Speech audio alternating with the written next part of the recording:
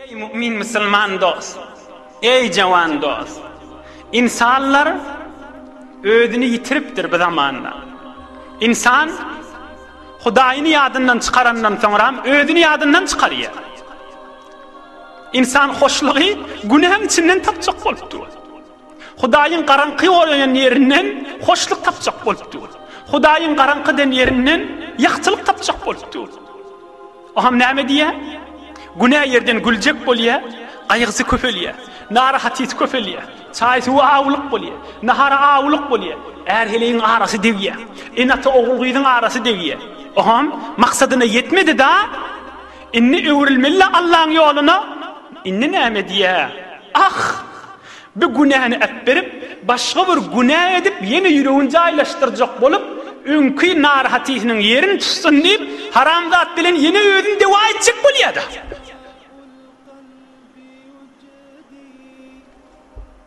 Meselen bir haram kepleşýäni varmış, haram sataşýany varmış, wefa görmeýär, nikah da ýok.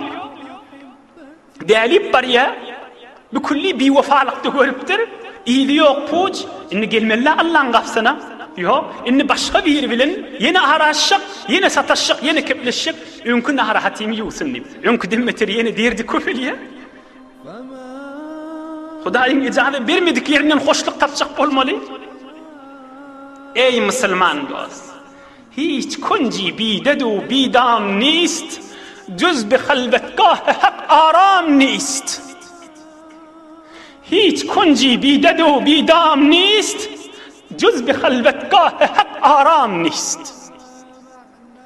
Hudaýyň gapsyndan başga ýerde, Allah Taalaň çağırmakdan başga ýerde, öz eýämizi çağırmakdan başga ýerde, beýik Allahyň muhabbetinden we rizaýatynyň başga ýerde mutmain bol, hiç wagt hoşluk insanyň tamam arameşi tapılamaz. Hiç kunci bidedu bidam nist, her deşwehir, her ýaňa bar, hoşluk tapjak bol, rahatlyk tapyp bilmersin. Cüz bi halvetgah hak aram nist. Fakat Allah'ın halvetgahı, yuvaş açıktan içinden, ya Rabbi, ya Allah diye keyif edersin. Aramışa şu vakti yetersin. Bu insanları öde, hoşluğu Allah'ın rızayetinden göddeptirler. فَمَا بَكَتْ عَلَيْهِمُ السَّمَاءُ وَالْأَرْضُ وَمَا كَانُوا مُنظَرِينَ. Beyik Allah Zülcelal'ın kelamışı. Suriye Duhan 25. paranın içinde. Kafir adam ölünne yerde ağlamadı, göğünde ağlamadı ona. İbn-i Kesir deyip bir tefsirimiz var. Şonu bir rivayet getiriptir, şonu aydakını geçeyin üstünden. Ma mata mu'minun illa bakat aleyhi s-semâ'u vel ardu 40 sabahan.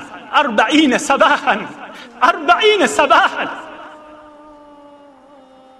Her mümin Müslüman adam Allah'ın salih bendeti dünyadan geçenine, ölünne, ayrılanına şuna ibadet etýän yeri we amal çykýan göňi, amal çykýan yeri 40 güllap ağlaýaly şoňadyr. Ibadet edýän yeri we amal çykýan yeri 40 güllap ağlaýaly diýipdir. Emma kafir fasyk adam aýrylanna begin ýaly. Ýok bolmuş, ýok boldy biziň üstümizde, fakat haram iş ederdi. We şo gaftan fakat haram çykardy. Fakat günah çıkardı.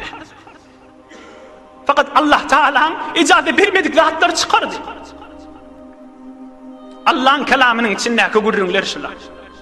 Hudaýyň rizaýatynyň içinden tapsak, Hudaýyň rizaýatynyň içinden hoşluk gözledip, Hudaý biz bilendir, yer göň, ay gün, yıldız, öspiren yel, hemmesi sana hoşdur.